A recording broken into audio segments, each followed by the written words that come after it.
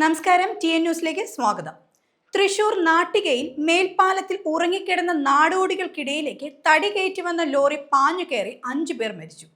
ഇന്ന് പുലർച്ചെ 3 മണിയോടെയാണ് സംഭവം നടക്കുന്നത്. ദേശീയപാതയിലെ മേൽപ്പാലത്തിൽ ഉറങ്ങിക്കിടന്നിരുന്ന നാടോടികളുടെ പുറത്തോട്ടാണ് വണ്ടി പാഞ്ഞു കയറിയത്.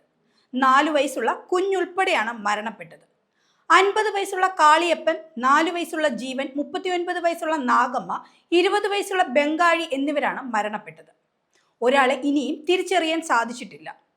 ഗോവിന്ദപുരം ചെമ്മണംതോട് സ്വദേശികളാണ് ഇവർ എന്നാണ് പോലീസിന് ലഭിച്ചിരിക്കുന്ന പ്രാഥമിക വിവരം.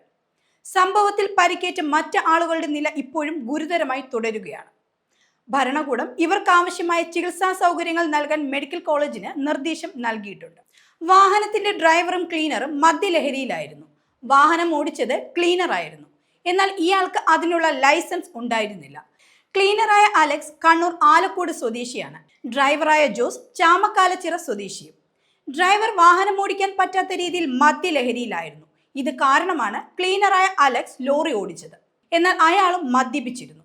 അതുമാത്രമല്ല, അയാൾക്ക് ഹെവി വെഹിക്കിൾ ലൈസൻസും ഉണ്ടായിരുന്നില്ല. ഏകദേശം 3.5 ടണ്ണോളം ലോഡാണ് വാഹനത്തിൽ ഉണ്ടായിരുന്നതെന്നാണ് നാട്ടുകാർ പറയുന്നത്. സ്ഥിരമായി പ്രദേശത്ത് താമസിക്കുന്നവരായിരുന്നു മരിച്ച നാടോടികളെല്ലാം. ഏകാദശി നടക്കുന്നതിനാൽ സമീപത്തെ ഗ്രൗണ്ടിൽ പാർക്കിംഗ് അനുവദിച്ചിരുന്നു. ഇതോടെയാണ് ഈ സംഘം കിടക്കുന്നതിനായി ഹൈവേയിലേക്ക് മാറിയത്. റോഡിലേക്ക് വാഹനം വരാതിരിക്കാൻ കൃത്യമായ ദിശാസൂചനകളും അധികൃതർ സ്ഥാപിച്ചിരുന്നു. കൂടാതെ കോൺക്രീറ്റ് ബാരിക്കേഡ് വച്ചും തെങ്ങും തടികൾ വച്ചും പ്രവേശനം തടഞ്ഞിരുന്നു.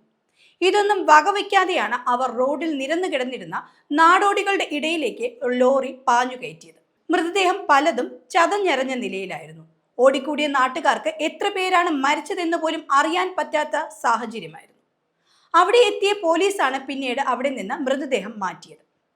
കുറ്റക്കാർക്കെതിരെ കർശന നടപടി സ്വീകരിക്കണമെന്നാണ് സർക്കാർ നിർദ്ദേശം നൽകിയിട്ടുള്ളത്.